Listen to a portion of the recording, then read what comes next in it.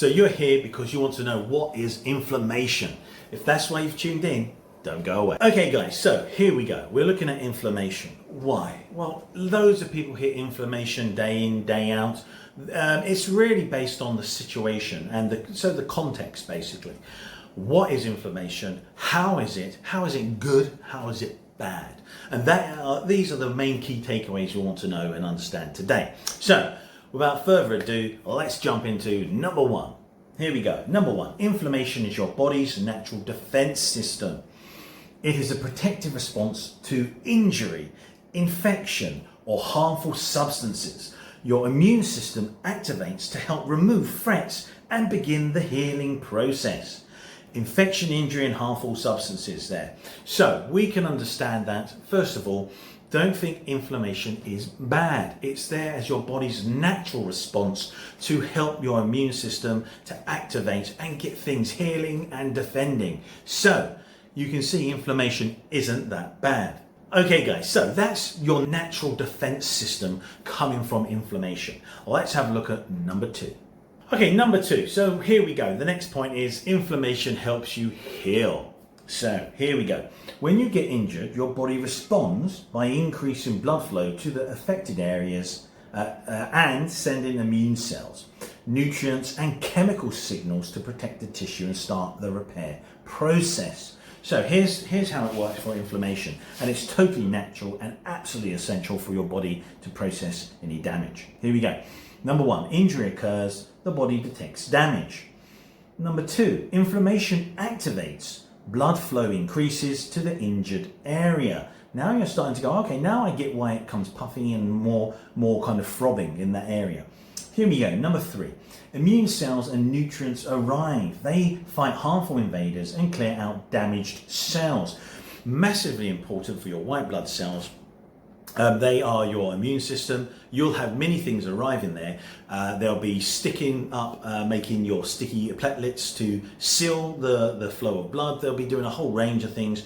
Immune cells taking out bacteria, whole area being protected and repaired. A fantastic process. Now, what you can see here, healing begins. New tissue forms and your body recovers. So this process is essential for recovery and helps your body return to normal. Okay guys, so now we can see that inflammation is actually massively important for you to heal.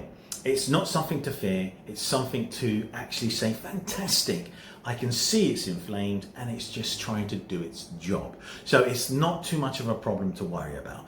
It's something now where we want to understand, how can this end up negative? Okay guys, number three, here we go, acute inflammation. Now, acute inflammation is the term we use for what is usually beneficial.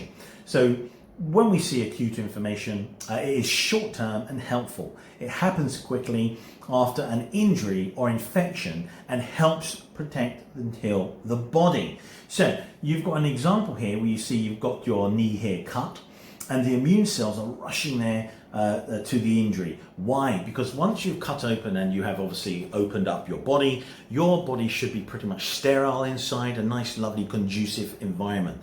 As soon as bacteria come in, their job is to attack you and try and consume energy and do as much as they can. Your body then sends additional cells as well, white blood cells and additional processes to first of all start sealing the hole and then destroying any intruders or invaders, such as bacteria. Okay, so here we go. We've got protects, repairs and restores. You've got injury, infection and surgery. Acute inflammation is a good thing. It's your body's healing response. So now acute inflammation is normal. This, as you can understand, is when you're running, you fall over, you scratch your knee, it happens there. You understand it if you get an infection with bacteria in your body and then anything then tries to come up and get rid of it, it's going to be slightly inflamed. You understand even just normal things aren't accidents, such as surgery, even a nice clean cut. In surgery, your body realizes it and sends off to clean, protect, seal and stop any type of damage there and then. Okay guys, so that's number three. Number four, here we go. Number four, common signs of inflammation. So these signs are your body's defense response working to protect you and promote health. So your body is trying to do something good. That's the main idea. Now, inflammation shows up in several ways. These are the most common signs your body uses to alert you. So, redness. Increased blood flow to the injured area causes redness. Now you know why it becomes really red around the damaged area. More blood brings more oxygen and healing cells. So, here we go. Swelling. Fluid and immune cells build up in the tissues causing swelling. It helps protect the area and support recovery. So, again, beneficial. Here we go. Heat. Increased blood flow raises the temperature, and in the affected area, heat helps speed up the healing process. Pain. Inflammation can irritate nerves, causes pain and tenderness. It's your body's way of telling you something is wrong. Loss of function. Swelling, pain and tissue damage can make it hard to move or use the affected area. Rest and treatment help restore normal function. These signs are temporary and part of a healing process. If inflammation lasts too long, it can cause problems. So that's the key takeaway. We understand now we're looking at inflammation. Acute inflammation is totally fine. It's helping you recover. It's doing something to repair, to be able to seal up and get you back to a normal functioning way. But as you know, you can see it's all there giving you signs to you as well as a human. Have a look, you're damaged. It's telling you this. So you want to obviously get all your blood there, so that's why it increases its redness. You have all the swelling and the fluid to help to bring repair material and everything you need to help you be protected. The temperature feels burning there, and it's increased because your temperature's gone up because you've increased the flow of blood there. Lots of energy and heat is moving there. The pain, guys, is there. You got it on purpose. It's your body's way of informing you. So your body is actually a massively separate kind of autonomous thing.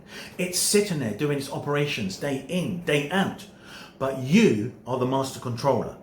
It's like a whole colony working together. And this dude here is the leader. The rest of it here is just going by trying to survive. It knows it's going to survive because you, as the brain, are sourcing materials and food it needs. You give all the nutrients, you all work together, and the brain is there saying, hey, I'm the dude providing all this, make me the safest of all. So this is what you have to understand. Inflammation is that process to protect the rest of your body. Loss of function, why would you have that? Your brain is not stupid. It understands straight away we need this type of process because if you're so damaged, it's best to rest and heal. Okay, now this is one that's interesting. Number 5, chronic inflammation. Now this is the bad boy. So here we go. Chronic inflammation can contribute to disease. When inflammation lasts for months or years, it can damage healthy tissues and may contribute to many serious health problems. So chronic inflammation is long-term inflammation that doesn't go away and can harm your body over time. So chronic inflammation is linked to heart disease, arthritis, asthma, inflammatory bowel disease or IBD, some cancers and type 2 diabetes. So how it can affect your body. It damages healthy cells and tissues, weakens your immune system, increases the risk of many diseases, and you understand what can you do to counter it. Eat an anti-inflammatory diet, all fantastic antioxidants, anything that helps get rid of oxidative stress and anything that's going to stop any type of inflammation. Exercise regularly, that is a must. Manage stress, get enough sleep, and avoid smoking and limit alcohol. Controlling inflammation for a healthy lifestyle can help protect your body and improve your long-term health. So what it is basically is it's massively there.